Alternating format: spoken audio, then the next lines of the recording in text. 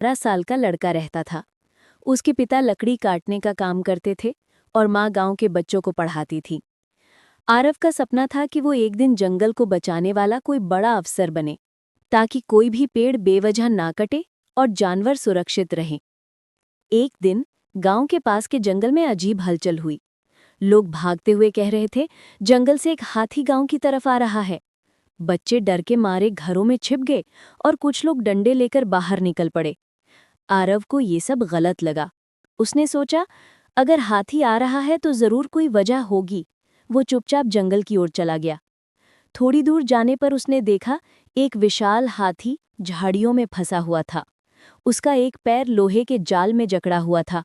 हाथी दर्द से कराह रहा था और उसकी आंखों में आंसू थे। आरव का दिल पसीज गया। उसने पास जाके धीरे से कहा, डरो मत, मैं तुम्हें नुकसान नहीं पहुंचाऊंगा। हाथी की आंखों में उसने अजीब भरोसा देखा। आरव ने अपने हाथों से जाल खोलने की कोशिश की, पर वो बहुत मजबूत था। फिर उसने एक भारी पत्थर से वार कर करके जाल तोड़ा। आखिरकार हाथी आजाद हुआ। हाथी ने अपनी सूंड से आरव को छुआ, जैसे धन्यवाद दे रहा हो। फिर वो धीरे धीरे जंगल में चला गया। आरव सोच रहा था कि ये बस यही खत्म हो गया, लेकिन असली कहानी तो अब शुरू होने वाली थी। अगली रात जब आरव सो रहा था, उसे किसी ने पुकारा, आरव, आरव। वो हड़बड़ाकर उठा। सामने वही हाथी खड़ा था, मगर अब वो बोल रहा था। आरव घबरा गया। तुम बोल सकते हो? हाथी मुस्कुराया। जंगल के दिल से जो दोस्ती करता है, उससे जंगल भी बात करता है। हाथी ने अपना नाम बताया, वीरू। वीरू बोला, आज तुमने मेरी जान बचाई, अब कल मैं तुम्हारी मदद करूंगा। और फिर वो गायब हो गया, जैसे धुएं में बदल गया हो। अगली सुबह गांव में बड़ा हंगामा मचा था।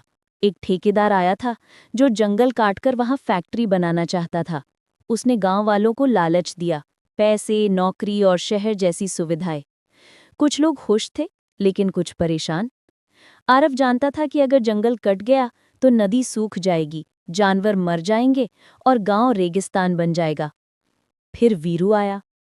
आरव बोला, वीरू, जंगल खतरे में है। वीरू बोला, तो चलो जंगल को बचाते हैं। अगले दिन गांव में बैठक थी। ठेकेदार नक्शा दिखा रहा था कि कहाँ कहाँ पेड़ कटेंगे।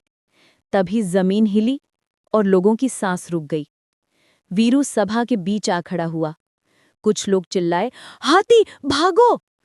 पर हाथी ने सूंड उठाई और जोर से चिंघाड़ा नहीं, बल्कि बोला, ये जंगल मेरा घर है, ये तुम्हारा भी घर है।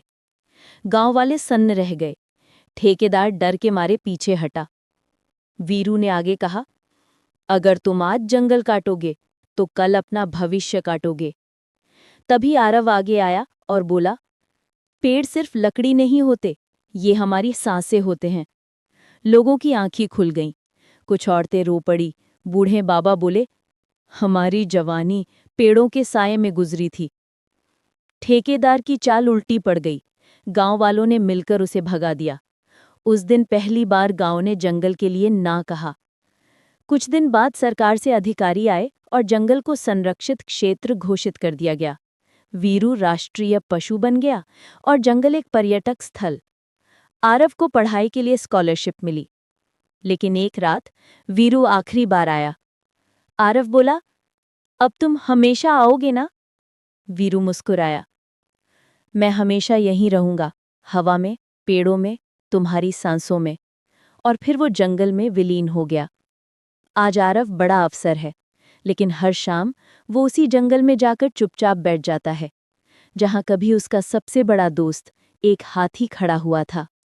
और हवा में अक्सर एक गूंज आती है, जंगल जिंदा है क्योंकि दो